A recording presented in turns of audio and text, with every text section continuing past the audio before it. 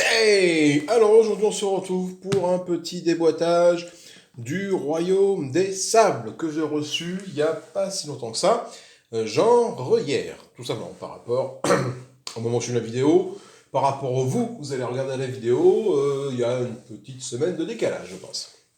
Sauf si je décide de la mettre plutôt en ligne, on verra bien après le temps de montage et tout. Du coup le Royaume des Sables, qu'est-ce que c'est? C'est un jeu, j'adore le cara design de la princesse, de la reine des sables. Ça vraiment très très bien, c'est très très joli. C'était un jeu de 1 à 4 personnes pour des parties d'environ 30 à 60 minutes, 10 ans et plus. Le royaume des sables, qu'est-ce que c'est? Bah dire, c'est plutôt bien ce qu'il y a au dos. Déjà que on a un petit peu au dos, donc on a la taille et protège-cartes, le nombre de protège-cartes à prendre, la taille, ça c'est cool, ça c'est rare pour le noter. Les petites barres stratégie, hasard, interaction, complexité. Donc beaucoup de stratégie, peu de hasard, effectivement, dans ce jeu-là, parce qu'il va falloir qu'on... En fait, grosso modo, il faut faire des formes avec des runes, et on va essayer de faire les formes des bâtiments sur notre plateau de jeu, et en fonction, on arrive à faire les bâtiments, on va gagner du coup des points, et celui qui a le plus de points à la fin de la partie remporte la partie. Du coup, peu de hasard, dans le sens où la seule partie... Enfin, il y a plusieurs parties de hasard, mais le seul hasard que tu vas avoir, c'est au niveau des cartes, au niveau des, comment dire, des possibilités qui vont t'être données de construire, de faire des constructions. Voilà. Il n'y a pas de dés, il n'y a pas de carte autre que celle-là à tirer. L'autre notion de hasard qu'il peut y avoir, c'est dans la succession, la chenille ici, des runes à disposition, pardon. C'est que tu vas en piocher, je crois que c'est 3. Tu auras toujours 3 runes en main. Quand tu vas en jouer une, tu vas la mettre derrière la reine et tu vas piocher les autres qui sont devant. Voilà, donc en termes de hasard, il y a du hasard oui mais non, parce que du coup tu vois un peu le sens, enfin, des runes, tu les mets au pif un peu au départ autour du plateau de jeu, mais après, tu connais l'ordre, tout simplement. Donc le hasard est vraiment lié à ça. Donc beaucoup de stratégie, interaction, complexité, voilà, c'est un jeu moyen, enfin, c'est pas d'expert. T'es entre deux, donc voilà, la boîte est assez petite. En comparaison, quelle boîte fait ça? Le défi de la reine fait à peu près cette taille-là, peut-être, ou peut-être Subterra. Subterra, il fait cette taille-là en boîte, peut-être plus profonde, Subterra. Et encore, quoique si plus profonde, mais en termes de, voilà, de taille, on a ça. Alors, c'est parti, on va voir un peu ce qu'il y a dedans. Alors, hop, un petit coup de... C'est vraiment que je l'avais repéré, celui-là.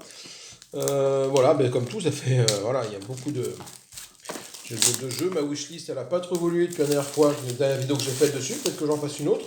J'ai quand même rajouté des trucs, j'ai acheté des trucs, j'en ai rajouté. Maintenant, je suis à 35, à peu près, jeux achetés dans cette liste. Ce qui est beaucoup, hein. 35, hein, tu fais un calcul rapide, 35 à 40 balles le jeu. Voilà, je te laisse faire le calcul de combien ça va me coûter. Donc du coup, la boîte est assez bien optimisée. Le Royaume des Sables, on a une notice qui fait 10 pages. Hein. Voilà, 10 pages de notice. L'introduction, le contenu, le marqueur de la reine, le pion premier joueur, le détail du contenu, le plateau des joueurs avec le mode avancé et le mode normal. Parce qu'il y a un mode normal, enfin un mode basique on va dire, et un mode avancé. Le mode avancé, c'est que tu as des cristaux en plus qui font des actions. Quand tu arrives à faire des formes sur tes cristaux-là qui activent des actions, ce que tu n'as pas en mode normal. Donc tu as ça de moins à gérer en mode normal. Pour la première partie, c'est ce qui est recommandé de faire. La mise en place, donc voilà, donc j'ai ces 2 pages de mise en place. Et après, tu attaques les règles du jeu, donc but du jeu, voilà, comment jouer, but du jeu. Il faut accumuler 10 sabliers, donc les cartes en fait de construction, des sabliers, voilà, et des points de victoire. Donc, après je vous montrerai les cartes, mais voilà. Des sabliers ici et des points de victoire ici. Alors, non, pas tous des sabliers, parce que par contre, elles ont tous des points de victoire. Et le premier qui atteint 10 sabliers, il provoque la fin de la partie. On fait encore un dernier tour à partir de celui qui a provoqué la fin du sablier, la fin de la partie, pour essayer de faire deux maximum de formes, gratter le maximum de points, et à la fin, c'est celui qui a le plus d'étoiles qui gagne la partie. Alors comment jouer en placement des fragments runiques, hein, donc à ton tour tu as deux possibilités, soit tu places un fragment runique sur ton plateau de jeu, une fois que tu as placé ton fragment runique, tu le remplaces après par des tuiles indépendantes de runes, ou alors tu invoques les esprits. Invoquer les esprits, c'est que tu peux, si jamais tu as réussi à gagner les esprits dans la partie, tu peux mettre des petites pastilles rondes à la place des runes, et vouloir les faire bouger sur ton plateau de jeu, donc tu peux en mettre jusqu'à 3 sur ton plateau de jeu, ou les faire bouger pour essayer de finaliser des formes que tu n'auras pas pu finaliser le tour d'avant, ou si tu n'as pas les bonnes couleurs dans tes mains avec tes runes, quoi, tout simplement. Comment compléter un bâtiment? Le pouvoir spécial, c'est pour le mode avancé. La fin de la partie au score final, quelques petites astuces. Qui te dit effectivement, tu dois compléter des bâtiments de niveau 1 pour obtenir des esprits qui t'aideront à compléter les bâtiments de niveau 2 et niveau 3. On verra les cartes tout à l'heure, mais c'est vrai que les bâtiments de niveau 2 et 3 ont des couleurs que tu n'as pas dans les runes de base. Une rune de base, ben les voilà, les runes de base. Les runes de base, c'est ça. Hein, donc elles ont toutes comme couleur, enfin toutes, non. Disons que dans la rune de base, tu trouves du noir, du vert ou du rouge. Hein. Donc là, tu n'as pas de rouge. Mais par contre, certaines cartes, donc il y a beaucoup de dépatchage à faire. Voilà. Certaines cartes vont te demander du jaune ou du bleu, par exemple. Les jaunes et bleus, bah, tu ne l'as pas dans tes runes de base. Donc ça, tu vas gagner avec les esprits. Les esprits qui vont être... ils sont pas les esprits, vont être tous les esprits. On verra plus tard où sont les esprits. Des plateaux... Ben voilà, les esprits qui sont là.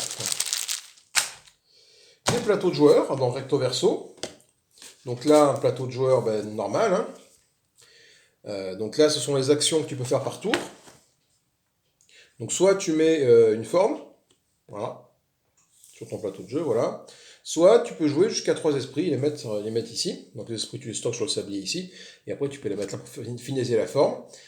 Sachant que tu as une zone claire ici, une zone foncée. La zone claire, c'est là où tu peux construire. La zone foncée, tu ne peux construire dans la zone foncée que si tu as réussi à augmenter ton niveau de, je ne sais plus comment ça s'appelle ici. Donc là, au départ, tu as 0. Si tu as 1, ça veut dire que tu as le droit de construire sur une zone foncée. Deux cases foncées, etc., etc. Voilà. Donc alors, c'est du coup ça joue de 1 à 4, mais tu as 1, 2, 3, 4, 5, 6 sabliers, 6 plateaux de jeu. Alors peut-être qu'il y aura des extensions qui vont permettre de jouer à plus, mais je pense également aussi en mode avancé, tu choisis un petit peu au pif ta plaque. Du coup, ça te permet de varier un peu les plaisirs de jeu quand tu joues en mode avancé, parce que du coup, chaque plaque a un petit pouvoir spécifique. Donc, il faudrait voir après à quoi ça correspond, excusez-moi, pardon. Donc voilà. Nous avons ce qui est bien, c'est qu'ils nous mettent des petites poches avec, voilà, pour ranger le jeton, c'est plutôt bien. Les fameux esprits, donc des fameux esprits, donc ils sont soit bleus, jaunes, noirs, rouges et verts, voilà. Donc par défaut, donc tu n'as pas d'esprit pour démarrer, mais tu peux en gagner. Typiquement, quand tu arrives à faire cette forme-là, tout simplement, cette forme de base-là, tu vas gagner un point de victoire. Mais tu vas aussi gagner 2 esprits, un rouge et un vert, qui vont te permettre après, en combinaison avec des tuiles que tu auras déjà mis sur ton plateau de jeu, de faire d'autres combinaisons, quoi, typiquement. Donc on va faire un petit exemple rapide. Hein. Donc là, typiquement, hop, tu fais ça. Là, on va se mettre en mode avancé. Là, c'est quoi comme forme? C'est celle-là. Donc c'est un noir central. Est-ce que j'ai cette forme-là qui existe? Je ne sais pas trop. Faites voir. Oh, peut-être que ça n'existe pas là. Tu dis c'est une forme comme ça, vert, noir, rouge. Vert, noir, rouge, mais ça se trouve, elle n'y est pas, n'existe pas. Donc là, du coup, voilà, là tu vois, j'ai noir, noir, rouge. Donc je la mets comme ça, premier tour. Pour me dire, voilà, je vais essayer de faire cette forme-là. Hein. Second tour, du coup, tu vas typiquement essayer de mettre, je sais pas, par exemple celle-là. Donc en faisant ça, ce que tu fais, c'est qu'après, tu remplaces. Il faudrait une noire, voilà, une tuile noire. Tu remplaces ça par des tuiles individuelles à la fin de ton tour. Voilà. Pourquoi tu fais ça? Parce que le tour d'après, pour faire cette forme-là, pour valider ton vert ici, tu vas dire, je vais mettre celle-là, par exemple, comme ça. Donc en le mettant dessus, la tuile que tu mets remplace celle qui est en dessous. Du coup, là, tu vas avoir quelque chose qui va ressembler à ça. Après, à la fin de ton tour, tu fais hop. Donc là, du coup, tu as mis du vert ici, ça remplace. Tu as du rouge là, tu as du noir là. Voilà. Après, du coup, tu regardes sur les cartes qui sont proposées. Imaginons que celle-là te soit proposée. Vert, noir, rouge. Hop, tu les enlèves. Ça valide la carte. La carte, tu la prends pour toi. Tu gagnes un point de victoire à la fin de la partie. Et ça te permet d'acquérir 2 esprits que tu pourras jouer. Au lieu de poser une briquette ici, ça te permet d'acquérir des petits esprits. Voilà. Que tu pourras jouer à la place de ta tuile. Ok, est-ce que ça vaut le coup de sliver ou pas les cartes? Je sais pas trop. Ça peut s'envisager de sliver les cartes. Elles sont relativement épaisses, donc Donc voilà, donc il y a des cartes de 3 niveaux. Tu as des cartes de niveau 1, des cartes de niveau 2 et des cartes de niveau 3. Donc tu le reconnais soit au dos avec le petit chiffre ici, soit en bas à droite, tu as un petit 3 qui dit que ça. Donc du coup, plus tu vas descendre dans le niveau dans les cartes, hein, plus les formes vont être compliquées à faire. Typiquement, là je vais vous montrer 3 exemples de cartes. Hein. La carte de niveau 1, voilà, c'est ça à faire. Donc elle te rapporte un point de victoire, pas de sablier et ces deux petits esprits. La carte de niveau 2, elle, 2 sabliers, 5 points de victoire, parce que la forme est déjà un peu plus complexe à réaliser. Hein, tu la fais pas comme ça. Hein, il faut réfléchir sur le long terme pour essayer de faire ta forme. Mais par contre, tu gagnes un esprit bleu. Ça, c'est cool. Et les formes de niveau 3, voilà, donc celle-là te donne 3 sabliers, 9 points de victoire, mais du coup, tu as une forme très complexe à faire, avec voilà, des trucs dans tous les sens, et surtout, un petit truc jaune. Les trucs jaunes, tu les as pas de base dans les formes. Hein, même les bleus, tu les as pas. Là, donc là, il n'y a pas de bleu, mais typiquement, voilà. Là, c'est une carte de niveau 2. Cette carte de niveau 2, qu'est-ce qu'elle te fait gagner quoi? Elle te fait gagner un esprit jaune et plus 1 sur ta piste de progrès, là, pour pouvoir dessiner hors du plateau de jeu. Voilà, donc c'est un jeu de placement de tuiles là, pour faire des formes, qui m'a l'air, ma foi, fort sympatoche. J'ai vraiment hâte d'y jouer, hâte de découvrir ça. Je pense que c'est un jeu qui peut plaire à madame, autant qu'Atlante, hein, parce qu'Atlante, elle a bien accroché. Donc voilà, donc bon, du coup, c'est qu'effectivement, je prenais beaucoup de jeux pour moi depuis quelques temps. Madame, je l'ai au fur et à mesure converti au jeu.